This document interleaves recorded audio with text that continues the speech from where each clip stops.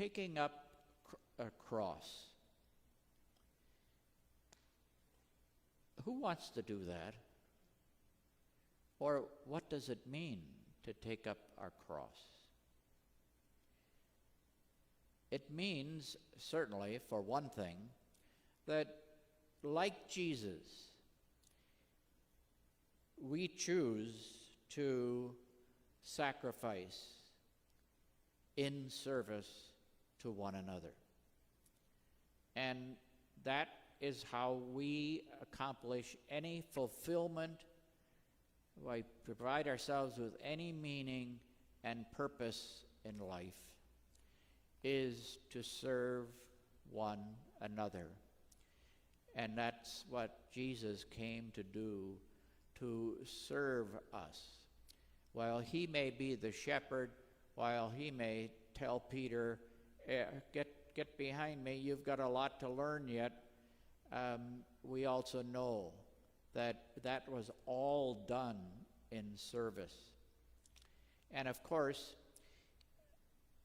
the people, in thinking about the possibility that Jesus might have been the Messiah in terms of the one who would free the people from Roman occupation, Jesus saw his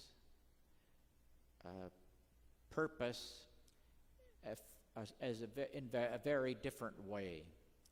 We referred to this last week, that he pulled from Isaiah a lot of understanding of how he saw himself living out the mission that his Heavenly Father and our Heavenly Father gave to Jesus and gives to us, namely that of a suffering servant.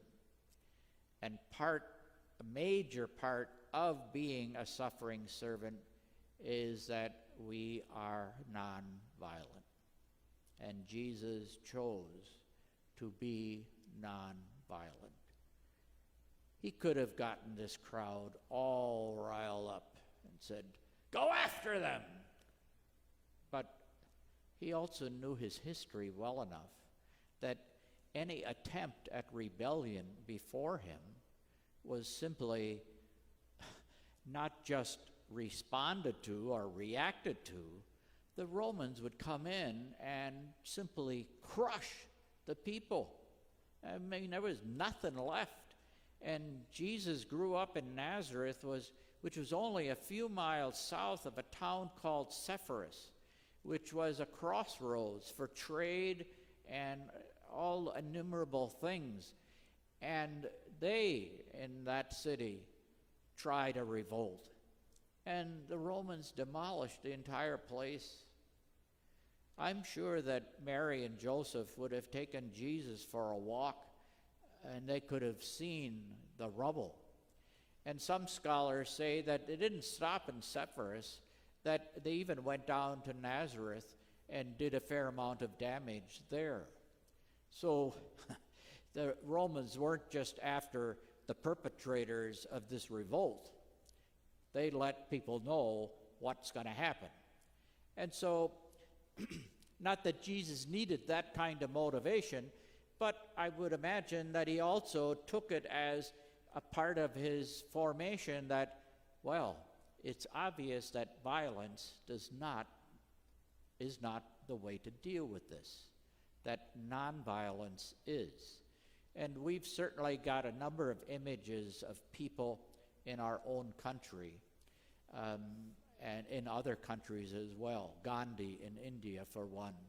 Martin Luther King Jr., the wonderful man who just died recently, John Lewis. People who truly believed that message of Jesus, that it is love that will change and transform lives and not violence.